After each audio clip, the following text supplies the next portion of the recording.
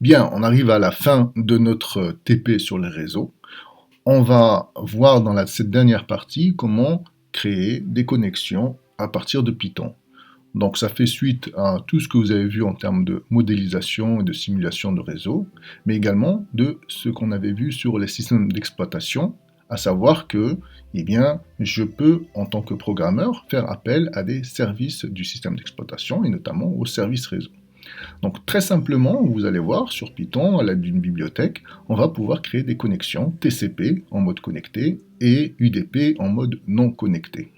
Donc on va travailler en mode client-serveur, il va y avoir un serveur qui va se lancer et un client qui va se connecter à ce serveur, un ou des clients qui vont se connecter à ce serveur. Alors l'objet principal qui permet cela, c'est ce qu'on appelle la socket. La socket, on peut traduire ça par une prise, mais en fait c'est une interface logicielle qui va repérer une connexion, donc à travers un protocole et un numéro de port. Donc en utilisant cette bibliothèque, on va pouvoir gérer tout ce qui est connexion réseau. Et en utilisant vos connaissances que vous avez développées cette année, vous pouvez créer une application réseau et vous pouvez l'enrober derrière une interface et créer une vraie application, par exemple en utilisant le module TechInter sur lequel on avait travaillé. Pour ceux qui font l'atelier, vous pouvez rajouter ça également sur Pygame et avoir un jeu en réseau. Donc concrètement, comment ça va se passer? Concrètement, vous allez voir, c'est assez simple. Eh bien, on va avoir plusieurs étapes que je vous ai mis sur le TP. De création de la socket, on va voir comment faire. Ensuite, on va créer et lancer le serveur. Ça, c'est la machine qui va faire office de serveur. Et ensuite, il faudra créer un client et créer surtout la connexion d'un client. Et puis ensuite, on va pouvoir envoyer et recevoir des messages entre les clients et le serveur.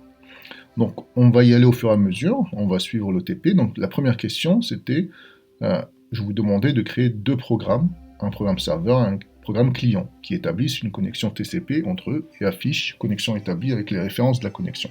Donc, tout simplement, on va juste créer une connexion. Donc, vous y allez, on va sur votre IDE préféré. Donc voilà, je me suis installé tranquillement. Donc, première chose à faire, eh bien, il va falloir créer deux programmes. Un programme pour le serveur et un programme pour le client. Donc ici, on explique comment créer une socket. Mais une socket, il faut qu'elle soit dans une instance. Donc on va d'abord s'attacher à créer le serveur. Donc on y va.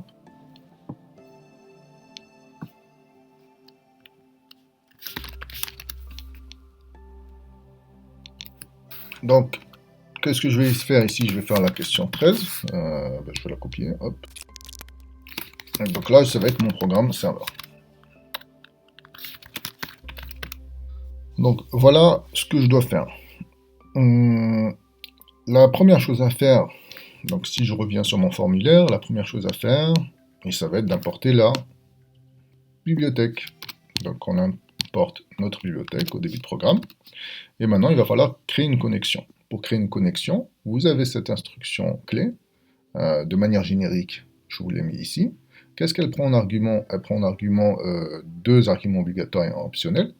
Le premier argument obligatoire, c'est socket family. Ça, vous n'allez pas trop l'utiliser. Et par contre, ici, type of socket, vous allez utiliser soit une connexion TCP. Dans ce cas-là, il faut mettre la constante sockstream. Donc ça, c'est des constantes qui sont définies dans le package. Vous n'avez pas besoin de vous en occuper. Et pour une connexion UDP, on va utiliser sock datagram. D'accord. Donc, plus spécifiquement, maintenant pour notre serveur, nous, on veut créer une connexion TCP. Et donc, on va créer une nouvelle variable qui va s'appeler serveur, qui va représenter notre connexion. Et c'est fini. Donc là, en faisant ça, on a un objet serveur qui va correspondre à une connexion. Mais pour l'instant, cette connexion, elle est liée à rien du tout. Donc il va falloir la lier, ce qu'on appelle lier, une connexion, bind. Donc il faut la lier à quoi? À quelque chose de concret, à un matériel. Il faut la lier à une machine, c'est-à-dire à une adresse IP, et à un numéro de port, qui est une interface logicielle qui va permettre de gérer une connexion. Donc ici, il faut que je fasse un serveur.bind de ceci. Donc ça prend en argument un tuple. Vous avez vu qu'ici, l'argument c'est un tuple de deux valeurs. Donc il faut que je définisse ces constantes-là, donc il vaut mieux les définir à part. Hop, donc je les avais mis ici.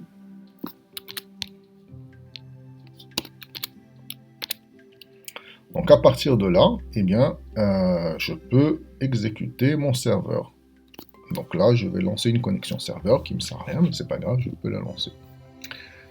Donc, je vais lancer mon serveur. Voilà, donc j'ai un serveur qui s'est lancé et qui s'est arrêté. C'est bien, mais c'est pas suffisant. Donc ce qu'il faudra faire par la suite, qu'est-ce que je dois faire? Je dois créer les deux programmes, donc là j'en ai fait un des deux, et ils doivent établir une connexion TCP entre eux et afficher connexion établie. Donc je dois accepter, mettre mon serveur en situation d'accepter une connexion de la part d'un client. Donc pour cela, vous avez la méthode listen. Donc on va utiliser ça.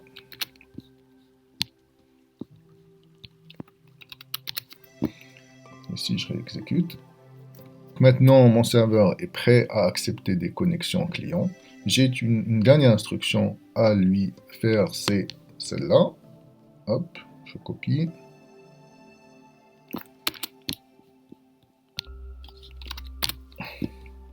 Donc cette instruction va permettre de se mettre en attente d'un serveur, d'un client.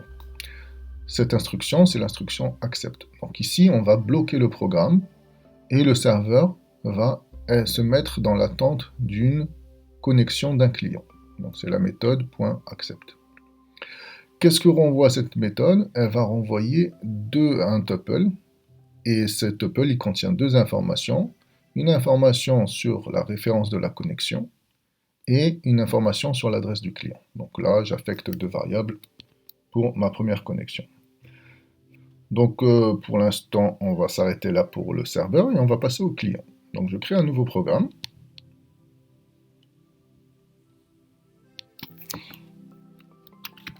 Qui est le client.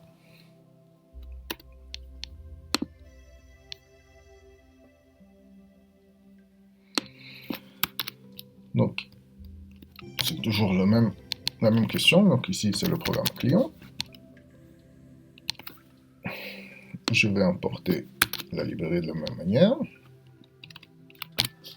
Et là, le client, qu'est-ce qu'il doit faire? Eh bien, il doit se connecter au serveur. Bien, comment on fait ça? On va voir. Eh bien, il va y avoir une méthode qui s'appelle .connect. Mais avant cela, il faut créer une connexion TCP. Donc, je vais reprendre ce morceau de code.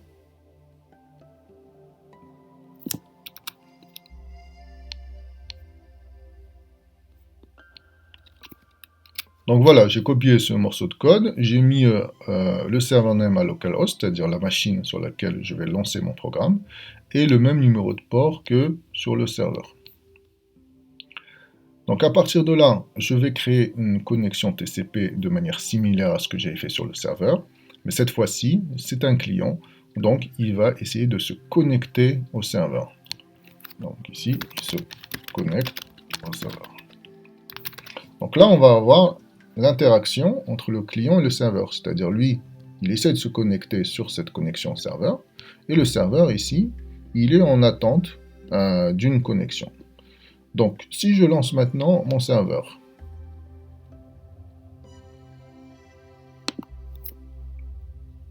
vous voyez que mon serveur ici se met en attente cette fois-ci. Je vais chez mon client, et je vais essayer de le lancer également. Voilà. Donc mon client ici, il a dû se connecter, et le serveur également, hop, est sorti. Bon, on voit pas grand chose, donc on va rajouter un petit peu des messages pour savoir ce qui se passe. Alors qu'est-ce qu'ils nous disent sur la question? Ils nous disent affiche connexion établie. Donc on va mettre connexion établie. Donc là je suis sur le client, print, le client c'est connecté.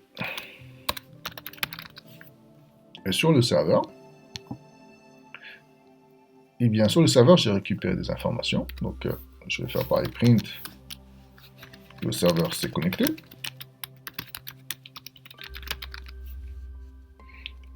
Mais en plus, je vais afficher les informations que j'ai récupérées pour voir ce qu'il y a dedans. Donc print donc la connexion.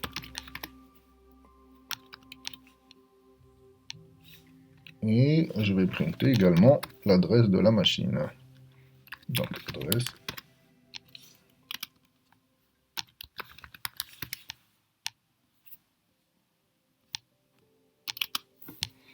Donc on réexécute notre serveur.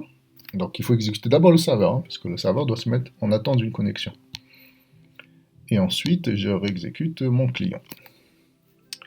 Donc là, on voit que le client s'est connecté.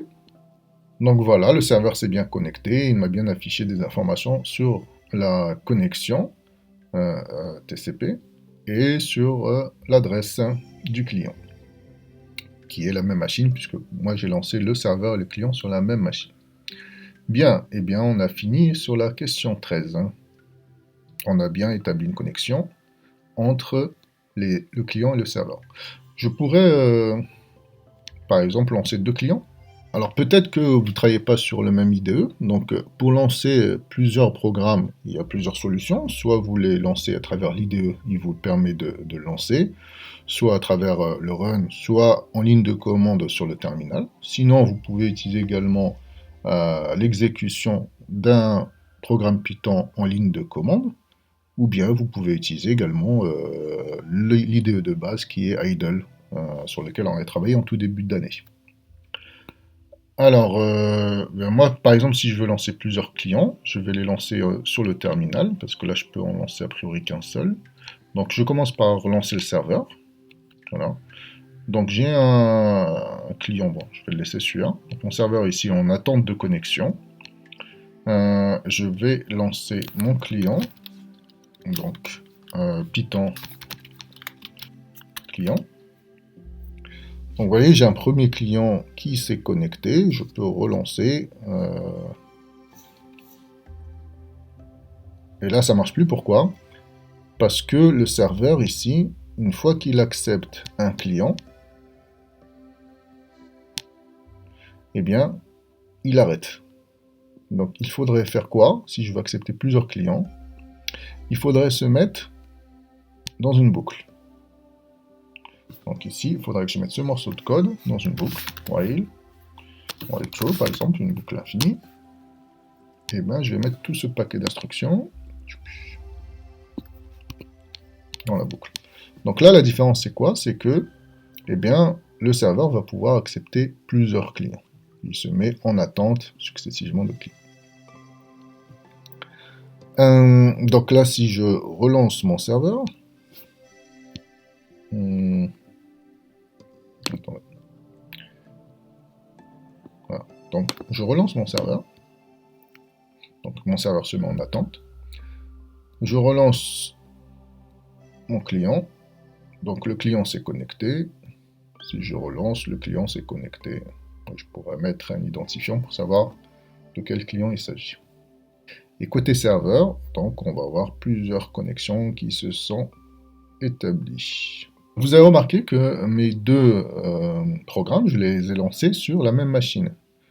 Alors, on pourrait le lancer sur des machines différentes, c'est le principe du réseau.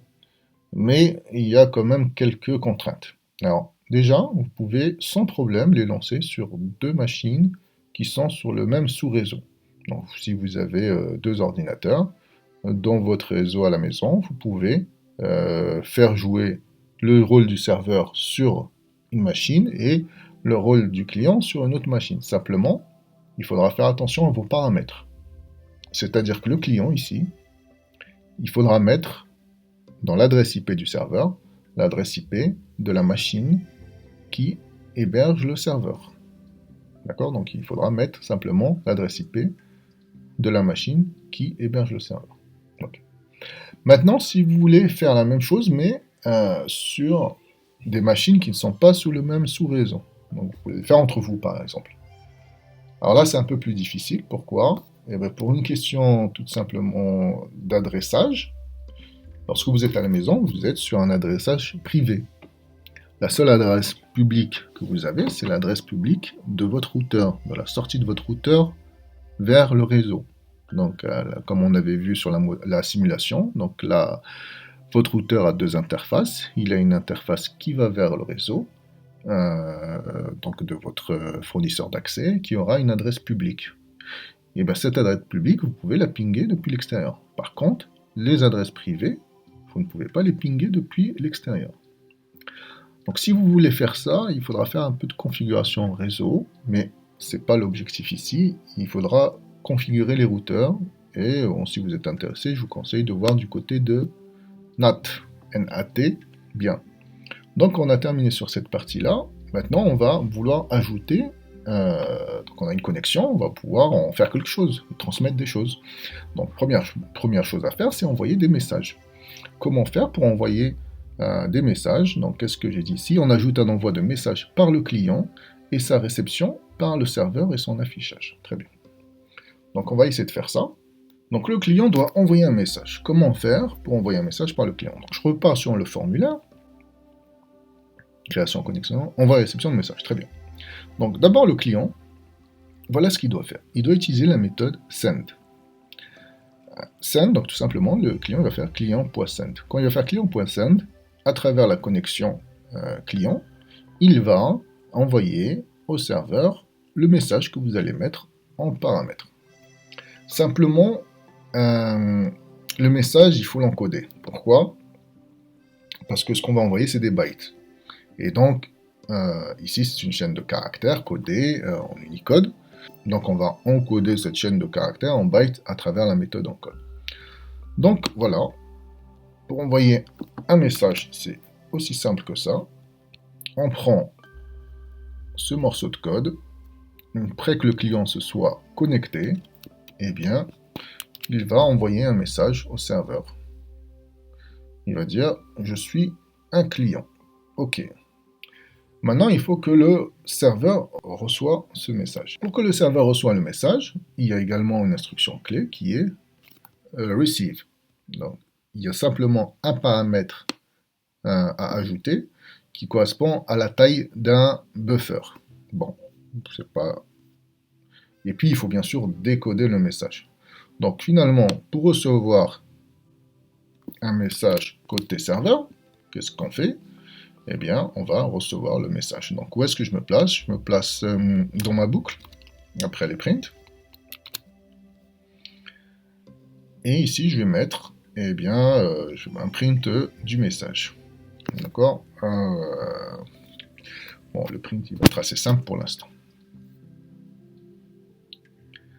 On essaye déjà ça? Donc, le serveur, il est toujours en train de tourner parce que je ne l'ai pas arrêté. Donc, je vais relancer simplement. Si, je dois le relancer parce que j'ai modifié le programme. Donc, je relance le serveur. Voilà, il est en attente. Et je vais lancer un client. Donc, le client, a priori, il a envoyé le message. On n'a pas vu parce que je n'ai pas mis d'affichage côté client. Donc, il a, a priori, envoyé le message. Et on va voir est-ce que le serveur, il est censé avoir reçu le message et l'avoir affiché. Donc le serveur, il a bien reçu le message et il l'a affiché. Maintenant, si le serveur veut répondre, eh bien, il va également utiliser la méthode .send comme le client. Et là, j'ai mis par exemple réponse du serveur, j'ai bien reçu ton message.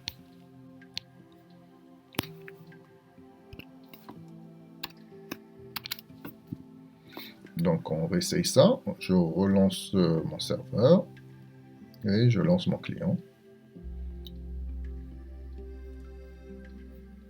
Ah oui, mais j'ai pas modifié le client. Donc là, le client, qu'est-ce qu'il doit faire?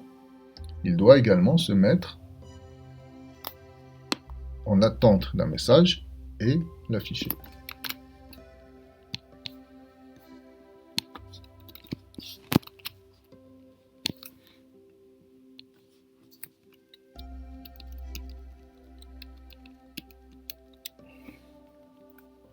Donc ça, c'est une constante, on le met au début du programme, avec les autres constantes. La même chose sur le serveur, ça n'a rien à faire ici.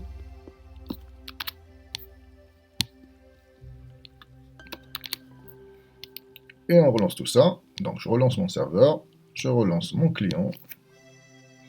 Et le client s'est planté, pourquoi? Parce que j'ai copié des choses qui ne vont pas. Donc là, je suis sur le client et la connexion, elle s'appelle client. Donc client.receive, décode. Ok, super. Donc je récupère le message et je l'imprime. Ok, ça devrait être bon. Donc je relance mon serveur et je relance mon client. Réponse du serveur, j'ai bien reçu ton message. Ok. Donc j'ai des messages qui sont échangés, ils ne sont pas très beaux, hein, il faudrait les mettre en forme, il faudrait mettre par exemple une fonction affiche message, qui mettrait un petit peu en forme le message qui vient d'un client d'un serveur.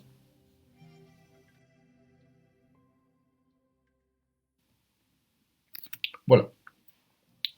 Très bien. Donc on a créé un programme, un client, un serveur qui communiquent entre eux. Ils se sont échangés des messages. Bien sûr, si je voudrais rentrer dans une boucle d'échange, eh bien, il faudrait que le client se mette en boucle sur une action. Puisque là, mon client, en fait, une fois qu'il a terminé son message, il a terminé son programme.